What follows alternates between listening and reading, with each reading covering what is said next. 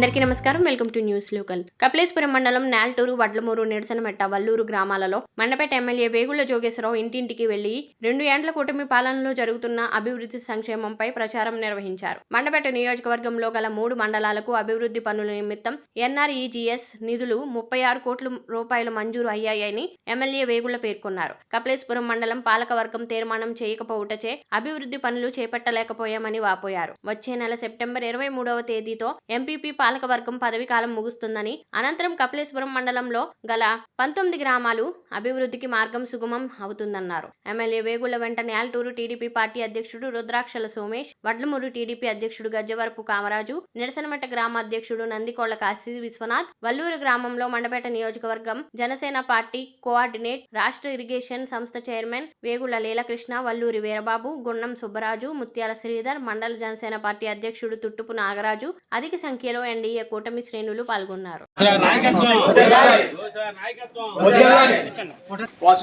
20 వర్కులు కానీ అంటే 20 ఐడియల్ కన్నా ఎక్కువ ఖర్చు పెట్టకూడదు. అంటే ఒకేసారి 20 వర్కులు దాన్ని చేయడానికి వీల్లేదు. దాంతో ద్వారపూడిలో చాలా పనులు ఉండటం వలన సిమెంట్ రోడ్లే, డ్రైన్లే ఇంకా పూర్తి అవ్వలేదు. ఇంకా 3-4 కోట్లు అక్కడ కావాల్సి ఉంటుంది. మిగిలిన గ్రామాలన్నీ మండపేట పార్టీ ఏమైనా చేస్తారంటే ఇంకా ఎక్కువ చేయండి బాబు అని చెప్పి అడిగారు తప్ప ప్రతిపక్షంలో ఉన్నటువంటి సర్పంచ్లు కానీ, ఎంపీటీసీలు కానీ, ఎంపీపీలు కానీ మేము తీర్మానం చెయ్యం అన్న సందర్భం మొట్టమొదటిసారిగా మీ కపిలేశ్వరం మండలంలో ఉన్నటువంటి ఇక్కడే జరిగింది. జగన్ గారు, శ్రీ నారా లోకేష్ గారు చక్కగా నేస్తాం ఇవ్వడంతో మన వ్యవసాయం ఏ ఊరు వెళ్ళినా చాలా ఆనందం, చాలా సంతృప్తి. రెండవది బీసీలకి రిజర్వేషన్ అన్న నందమూరి తారక రామారావు గారు అవేళ 33% రిజర్వేషన్ పెడితే దాన్ని జగన్మోహన్ రెడ్డి గారు 24% తగ్గించేశారు. దాన్ని మరలా ఇవాళ 34% మళ్ళీ మనం ప్రవేశపెట్టినందుకు కూడా బీసీ సోదర సోదరీమణుల్లో మరి చాలా ఆనందం వ్యక్తమవుతా ఉంది.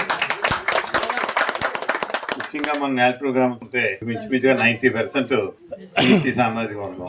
మరి అటువంటి మన ఈ బీసీ గ్రామంలో నేను వచ్చేటప్పటికి ఇంతమంది జనం, ఇంత మధ్యాహ్నం మరి వచ్చారంటే అదే తెలుగుదేశం పార్టీ మీద ఉన్నటువంటి అభిమానం అని చెప్పి కూడా మరి నేను భావిస్తా ఉన్నాను. ముఖ్యంగా మన పంచాయతీ నుంచి సుమారు ఒక 10 లక్షలతో పంచాయతీ డబ్బుల్ని ఖర్చు పెట్టి ఒక 3-4 రోడ్లు పోయడం జరిగింది. ఇంకా చేయవలసిన పనులు చాలా ఉన్నాయి.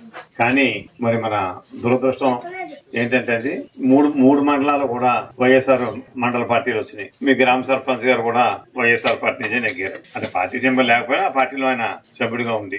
కానీ మన సర్పంచ్ గారు అయితే తీర్మానం చేశారు, ఆయన ఏం కాదనలేదు. కానీ మండలానికి వచ్చేటప్పటికి మా త్రిమూర్తి గారు చేయొద్దన్నారు కాబట్టి మేము చేయమని చెప్పి ఈ ఒక్క మండలమే ఆఫ్ చేయడం జరిగింది. మరి రాయవరం మండలం కానీ, మండపేట మండలం కానీ వాళ్ళు కూడా ఎటువంటి ఇబ్బంది పెట్టలేదు. దాంతో మరి నాకు ఈ సంవత్సరం వచ్చినటువంటి మరి 34 కోట్లలో 36 కోట్లు కూడా ఆ 2 మండలాలకే ఖర్చు పెట్టడం జరిగింది తప్ప ఇక్కడ ₹1 కూడా మనం ఖర్చు పెట్టుకోవడం జరగలేదు. ఒక 2 కోట్ల రూపాయలకి ప్రపోజల్ ముందు ఇస్తే మేము చెయ్యం అని మీరు కూడా పేపర్లో చూసుంటారు, మరి టీవీలో చూసుంటారు. మనం 2 మండలం మీటింగ్ లో కూడా ఆఖరికి మన పార్టీకి సంబంధించిన సర్పంచులు నాగుల చెరువు గాని, కోరిమిల్లి గాని, అద్దెంకవర్లం గాని, ఇలా కొంతమంది సర్పంచులు, ఒల్లూరు సర్పంచ్ గారితో సహా కొంతమంది సర్పంచులు ఆవేళ మండలం మీటింగ్ లో మరి ధర్నా చేశారు, పోటీందరు కూర్చుని. అయినా లెక్క చేయలేదు. అంటే మెజార్టీ మాది కదా అని.